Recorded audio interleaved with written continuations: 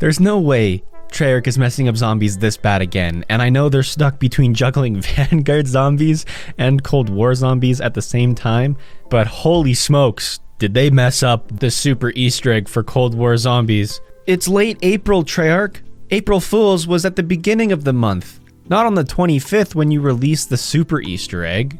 Cold War's super Easter egg is so bad that Lee Ross, the creator and director of Infinite Warfare Zombies, appeared from thin air and tweeted out, like I've said before, Infinite Warfare Zombies is the best super Easter egg the franchise has ever seen. It took a ton of hard work and was risky, but we were committed. When you have highly passionate and talented people working together, very special things happen. And that is an astronomical amount of shade indirectly being thrown at Treyarch. Lee Ross chose violence when he tweeted this.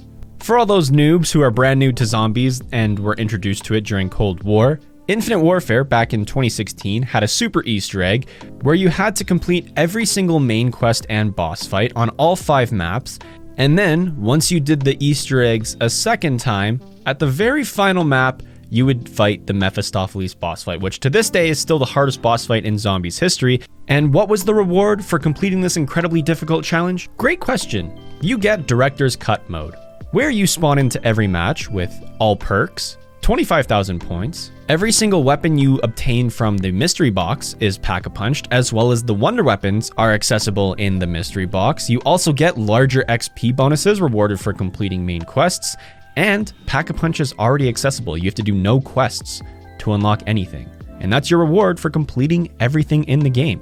Sounds pretty good, right? And you can toggle Director's Cut mode on and off, so if you want to play zombies normally, you still can. And on top of that, to make the deal even better, if you recomplete the super Easter egg in Director's Cut mode, you get even more rewards such as exclusive calling cards and emblems. Basically, only the 100%er grinders are going to go for those, but they're still there, so even when you complete the super Easter egg, you're given more content. So with all of that knowledge about Infinite Warfare Zombies, what do you think you get for Cold War Zombies? Probably a lot, right? Well, absolutely not. You get a watch. Let that sink in. You get a watch that you can put on your character's wrist.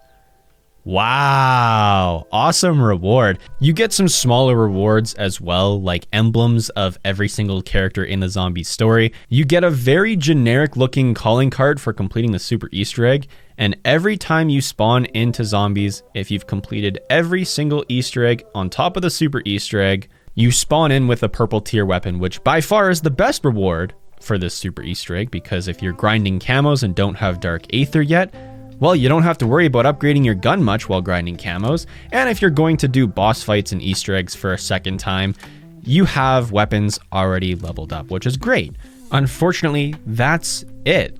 That's all you get. There's no extra content. Nothing similar to Director's Cut mode where you have to recomplete all the Easter eggs to get an even bigger reward. And the most embarrassing part of it all is the super Easter egg doesn't even have a quest. You literally load into Zoo on Outbreak, go to some random pillars in the middle of nowhere, interact with a pedestal, and that's it. You get your reward for completing all Easter eggs. There's no extra quest, no extra challenge. That's it. And the thing was, is Treyarch was tweeting out, hey, starting Monday, April 25th, the super Easter egg will be accessible to all players, so get ready to start hunting. Bro, you press F to interact. I did that in an Advanced Warfare cutscene once. And you're telling me the community has to hunt for Easter egg steps to finish this quest. The only thing people have to hunt for is the will to live after completing the super Easter egg and getting 0 reward.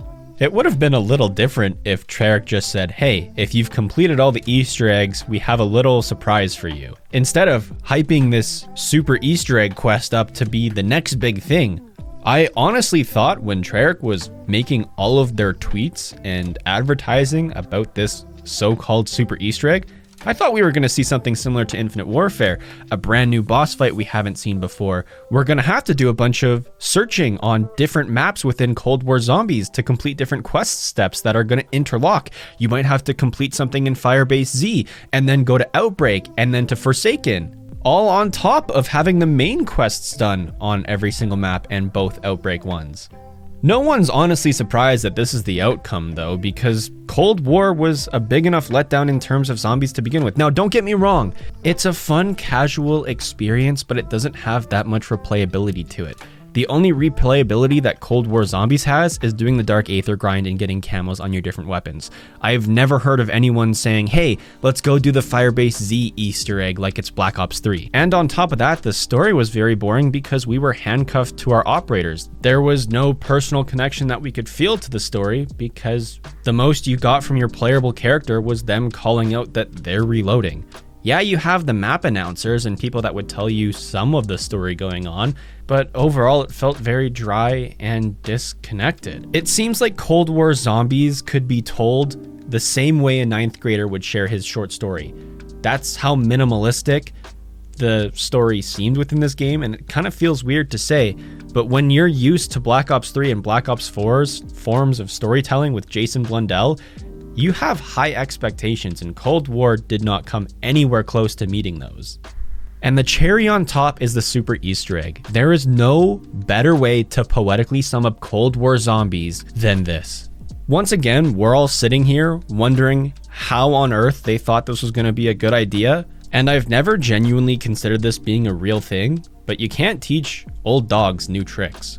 For those that have been around the zombies community for a long time, when you think of the old games, you'll go through nostalgic flashbacks of playing World at War, Black Ops 1 and Black Ops 2 Zombies for your first time ever, and then how amazing Black Ops 3 Zombies was. And then we got around to Black Ops 4 and there was a disconnect. I think Black Ops 4 is definitely an underrated zombies experience, but it's far from being perfect. And then we are exactly where we are right now, where Cold War was mediocre and could have been amazing, but it wasn't. And then Vanguard is dead on a table, so we don't even talk about that.